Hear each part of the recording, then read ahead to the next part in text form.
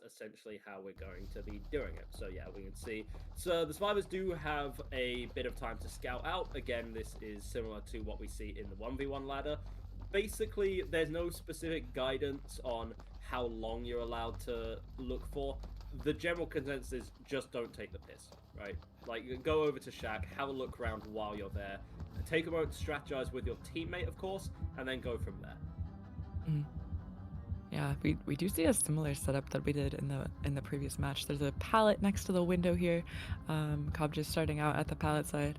And we do have Finesse and Life, a very good combo, of course, in 1v1s, and on Dracula, also a good combo because of course you are able to vault the windows faster, dodge the hellfires faster, dodge the wolf pounces, and we're off already, heading straight down the map, not even really choosing to use that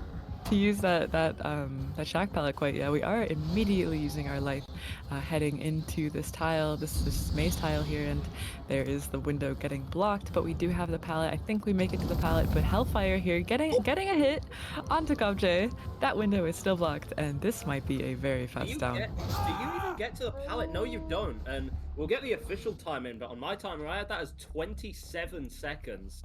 28.7, yeah, is going to be the official time there. But goodness me, that was a really, really rough start. That is not fantastic at all. I'm not familiar with Dracula's place in the 1v1 ladder, to be completely honest, but I'm going to hazard a guess.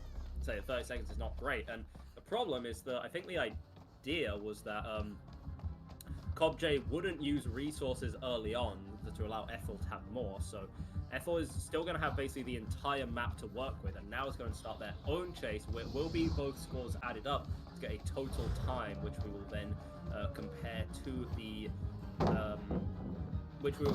to the Sirenia survivors on the other end. We're going to use the life and the finesse to get out of a sticky situation, get ourselves more over to the top side of the map, of course. Dragon's going to have no issue closing the distance with that bat form, so it's all about the wolf form, but also to arguably a more important degree, the hellfire. That's definitely where your skill expression comes out. Yeah, and we do see our Hellfire coming through. Is this going to be a down? Oh my goodness, Ethel dodges that and is not going to be going down quite yet. However, we do have a pallet next to the main building window. That main building window is now blocked off of because of Lapis, and Ethel, oh my gosh. Is this a down? Okay, no, they are going to be W keying away from that pallet towards the window. We see our Hellfire coming through. Is this going to be a down? Oh my goodness, Ethel dodges that and is not going to be going down quite yet. However, we do have a pallet next to the main building window. That main building window is now blocked off of because of Lapis, and Ethel, oh my gosh. Is this a down? Okay, no, they are going to be W keying away from that pallet towards the left side of the map, left bottom. This is a pallet gym though, and once this pallet gym is used up, we don't have any windows or anything like that to help us, but that pallet gym will be gone now. A shack pallet, by the way, like they're never used in either of these chases. I think it's still up, so maybe Kobje wishes he dropped it now, but that's the nature of the TV one, right? You have to use up your own resources, and that will be the down. I believe that was out like what perks are going to bring against every specific killer. Life finesse, as you said, of course, is going to be a very synergistic and good combination, especially on a map like Coal Tower, where you start at Shack and you have, you know, basically a big dead zone to get out of, right? So use that to make some distance, and Enduring on Kobje. Interesting choice, but I guess you don't exactly need Brutal. You're going to be going for Hellfire shots instead of Pallet Breaks. And Fel going to immediately open things up. This time, actually utilizing the Shack. So I think you make as much of this as you possibly can, bait out the window block, and then you just drop the quad pallet. Now you make yourself a little bit of distance back into the main side of the map. yeah, Phil heading down the left side of the map.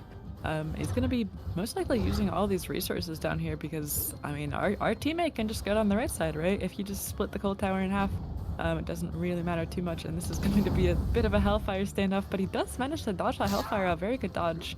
We'll be taking an M1 quickly after, but heading up the map, we see several pallets in our area. We haven't dropped anything but the shack yet, and this one might be a down. Yeah, there is the down coming through. That's about 48, 49 seconds, yeah.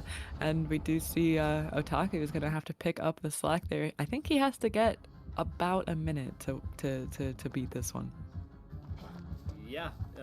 No, but basically just anything just under a minute is going to be good. Of course, we do have our, I think it's anything from, we of course have our rules for ties. I believe that's, I think it's 5 seconds. If it was always within that kind of margin of error, then we will get a tie. We're actually going to use our life and finesse, which are resources that Fel wasn't able to use in their chase. We're getting to about 30 seconds on the timer now. Ataku takes an injury. He's going to have to run back over to Shat. This is going to be very, very close right now.